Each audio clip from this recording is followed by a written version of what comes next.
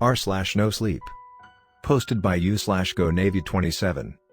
My city has been cut off from the world and overrun with monsters. I have a set of rules to stay alive. Part 2. We're back, baby. Today I'm talking about how I avoided getting my soul sucked out by a monster last night. Real thrilling stuff. If you haven't heard from me before, you should start here, because I really don't want to explain what's happened in my city all over again. If you read my previous story, welcome back. Please accept an affectionate headbutt lovingly sent across the internet from Mr. Bailey as a thank you. So last night I went grocery shopping.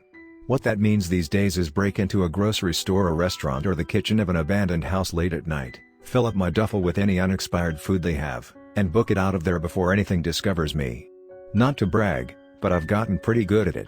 And man, I cannot be grateful enough for the fact that at least microwaves and ovens still work. Because if I couldn't heat up soup or frozen chicken nuggets, I'd be dead by now.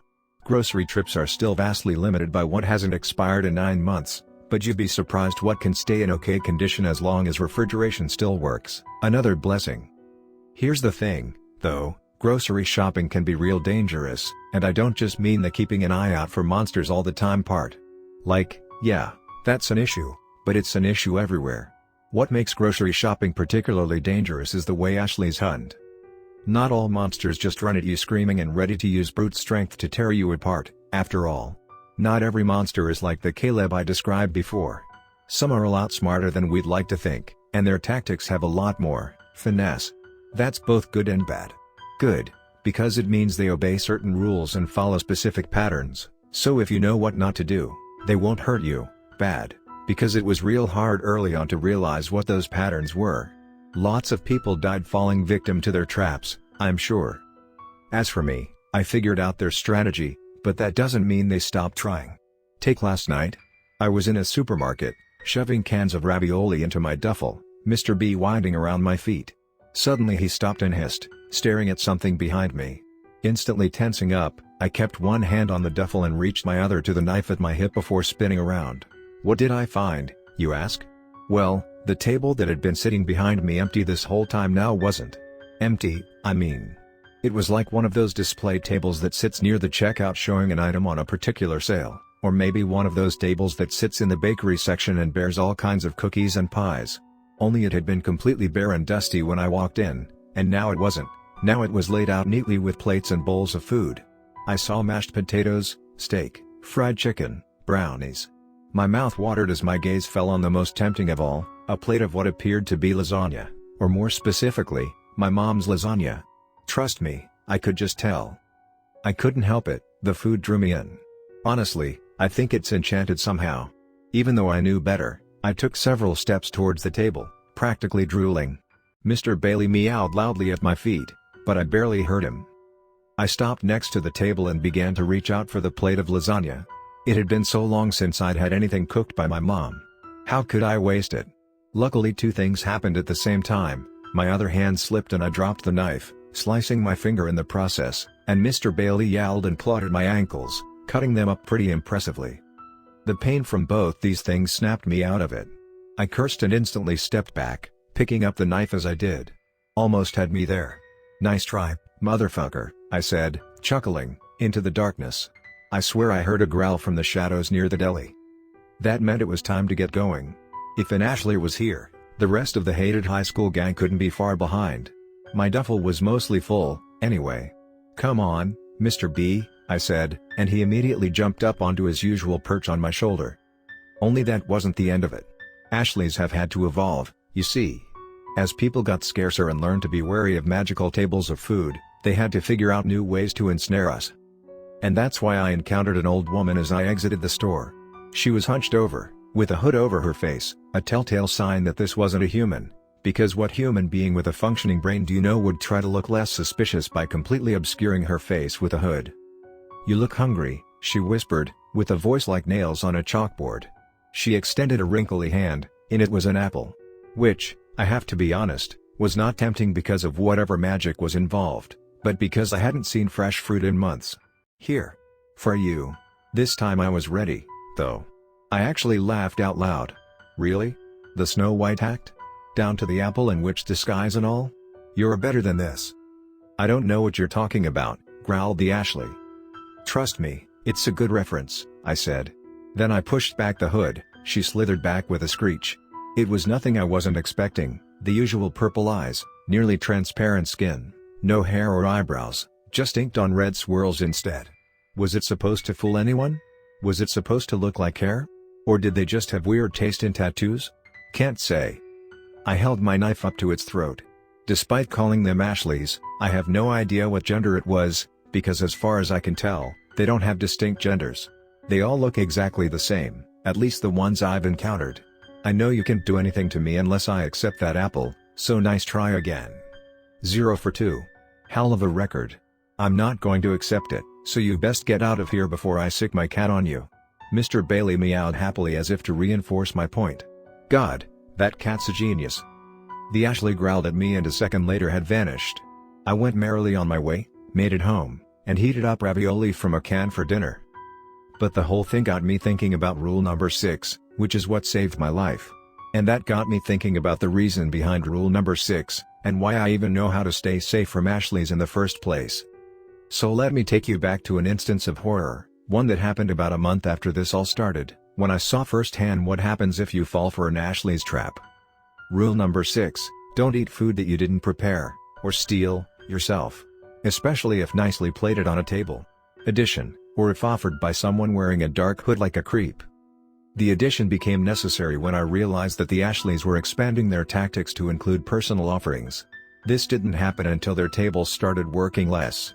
Now I swear one of them tries to hand me something every time a table doesn't work.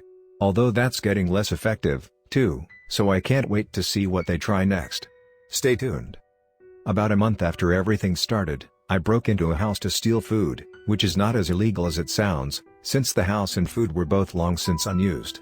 The messes of what had once been the owners' bodies were splattered in their living room, and the smell was horrific. Gagging slightly, I made my way to the kitchen. Only, it turned out someone else apparently had the same idea, because when I entered the kitchen, there was a guy standing at the pantry, loading up a backpack. I cleared my throat loudly and said, "Hey, buddy, mind sharing?" He jumped a mile and spun around with a gun in hand, but relaxed once he caught sight of me. He stepped back and gestured for me to step up to the pantry. "Help yourself," he said. "There's more than enough for two." "Much appreciated," I said, pretending to tip my hat. "It's nice to see someone else. Especially when they're not getting torn apart," he said from behind me as I wasted no time dumping food into my duffel. They had unopened Oreos. And they wouldn't be stale yet, it hadn't been that long. I'd be feasting later. I nodded absent-mindedly, but a second later felt his hand on my sleeve.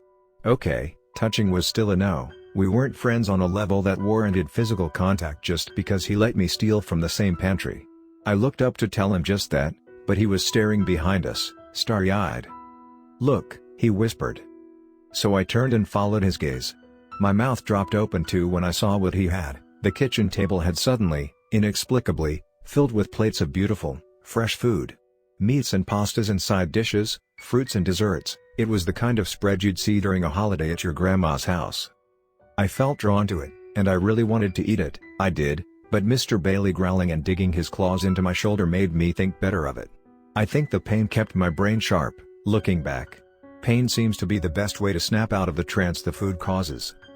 But also, the food had just appeared. It definitely hadn't been there when I'd entered. I may be an idiot, but I'd noticed that.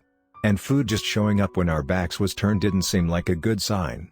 I hadn't encountered an Ashley yet at this point, but I figured something non-human had originated this, and based on my experiences so far, I wasn't going to place any bets on it being friendly. The guy was already walking towards it, dangerously close to the table. "Don't," I said. He didn't listen. I'm not sure he heard me. Look, I'm not proud of myself, but I shrugged and turned back to the pantry, muttering, "It's your funeral." In my defense, I didn't know him, and he looked kind of like Caleb, the original one. Fuck Caleb. But then Mr. Bailey meowed in protest and leapt from my shoulder, and there was also a weird purple flash of light from behind me, so I couldn't leave him to his fate anymore. I dropped the duffel and spun around again, knife in hand, expecting to be face to face with some kind of monster. Only I didn't see anything, just a lot of shadows and this guy sitting at the table, shoveling macaroni and cheese into his mouth like there was no tomorrow. Cautiously I stepped closer to him and came around so that I was facing him. That's when it got weird. He was staring straight ahead, not even looking at the food, and his eyes had gone entirely purple. When I say entirely, I mean entirely. No pupils, no irises, just straight up purple. His skin was changing too, even as I watched, becoming paler? No, that wasn't right. It was becoming more see-through, more and more resembling a piece of tissue paper. I had no idea what was happening, but holy shit, it sure didn't seem good. I yelled at him, but he kept on eating as if I wasn't there. When he finished the mac and cheese, he immediately reached for a plate of ribs and took one. Desperate, I quickly reached out and grabbed his hand, enclosing my own around his and the rib in it. And suddenly I wasn't in the kitchen anymore. Or, I kind of was, only it was different now, full of light, a vase of flowers on the counter, decorations on the yellow walls. The walls definitely hadn't been yellow earlier. As I brought my gaze down from the walls to the table, I yelped in shock, because now there were people here. What the hell?